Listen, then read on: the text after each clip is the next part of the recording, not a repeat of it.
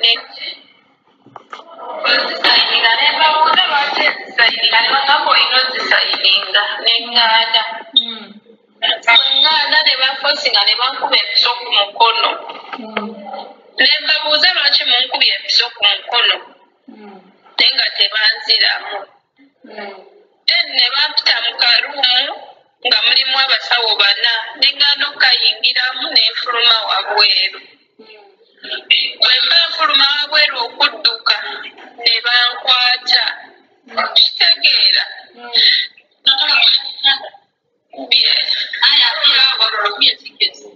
akati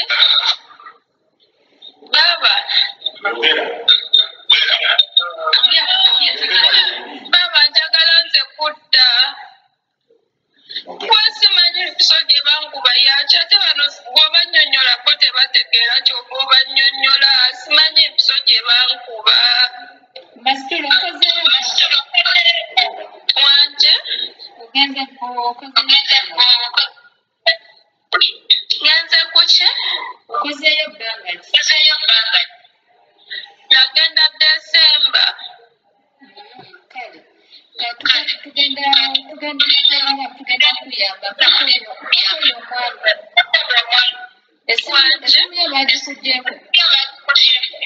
esimu sigirina be bagiyina naye bo tebannyonnyoleke kambannyonnyoleko ku kyempiso gye bankuba kuba bo ne wobannyonnyola tebakuwuliriza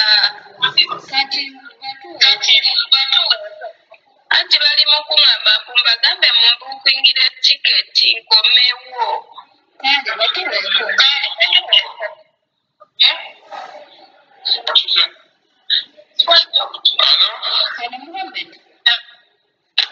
Now you know that we didn't touch your girl. Yes, but now, Now you didn't listen, you didn't follow up this TikToker that make a video that we beat the girls. yes. And the girl here, she went to back to Uganda. Book her a ticket and give her a ticket, will get her a flight to Uganda. No, the problem she got, employer, they took her to the hospital, they injected her an injection that she doesn't know. And that injection made her get sick. No, don't tell me that the doctor or someone here will give her a bad or a wrong So the injection was description. for what? Mohammed? No. Don't tell me that the doctor will not give her a wrong description here. Doctor Zira. Kadama TV Kadama kumuwulidde awo baamukuba empiso naye empiso gye baamukuba yagamba tagitegeera kya bulijjo bw'ogenda mu ddwaliro dokita abakolako ogenda okukuba empiso olina okubeera nga olina oba waliwo ensonga lwaki bakuba empiso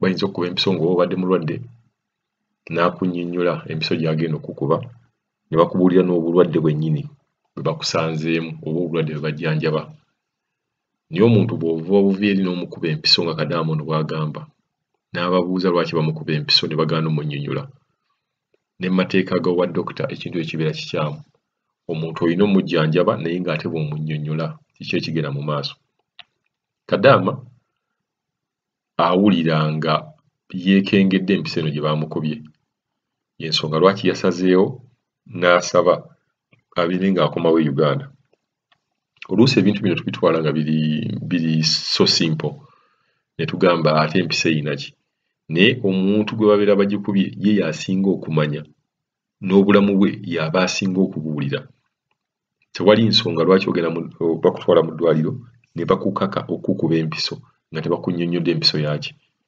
osooka ne weebuuza abo abakuba empiso oba ababoosi wo ye asobola okugenda bugenzi mu ddwaliro ne bamukuba empiso ne batamubuulira mpiso yaki so nga naye bw'ayagala okumanya empiso gye bamukuba mu ddwaliro boosi wo naye nga bw'ayagala okukimanya naawe olina right okubeera ng'okimanya era tweyongera okugamba bakadaama mwena temugendanga mu ddwaliro ne babakolako ekintu ky'otategeera ne bakuba empiso toli mulwadde bo ne bagamba tugenda kukuba empiso ebeera yaki mwegendereze nnyo kuba tuluuzinze nnyo obulamu ng'omwana agamba okuva bwe baamukuba empiso teyaddamu kutereera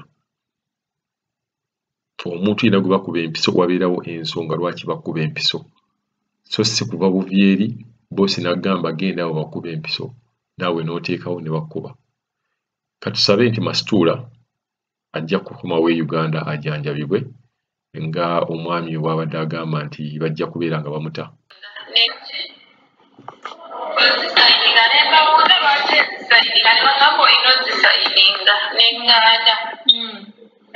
Nganda ne bafosinga ne bankuba empiso ku mukono. Ne mbabuuza lwaki munkubye empiso ku mukono naye nga tebanziramu.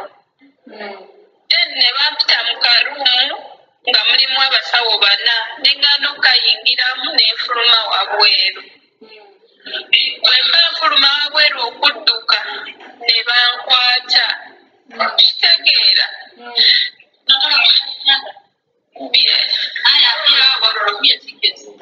Akati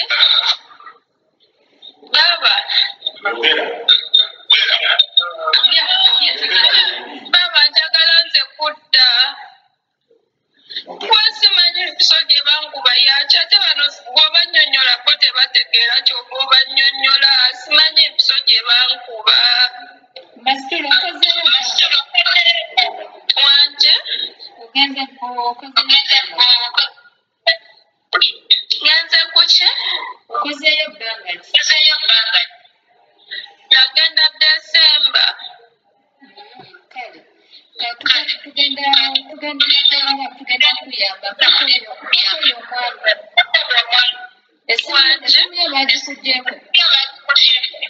Esimu sigirina be bagiyina naye bo tebannyonnyoleke gamba nnyonnyoleko ku ky'empiso gye bankuba kuba bo ne wobannyonnyola tebakuwuliriza. Anti bali mu kuŋŋamba mbagambe mumbuukingire tiketi nkomewo.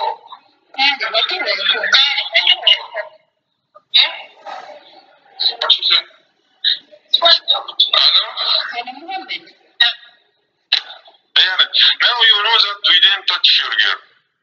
Yes, but now, Now you didn't listen, you didn't follow up this TikToker that make a video that we beat the girls.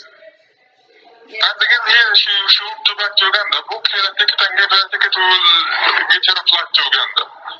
no, the problem she booked, employer, they took her to the hospital, they injected her an injection that she doesn't know. And that injection made her get sick.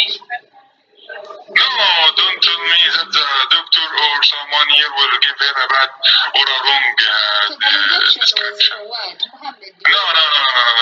Don't tell me that the doctor will not give her a wrong description here. Doctor, see that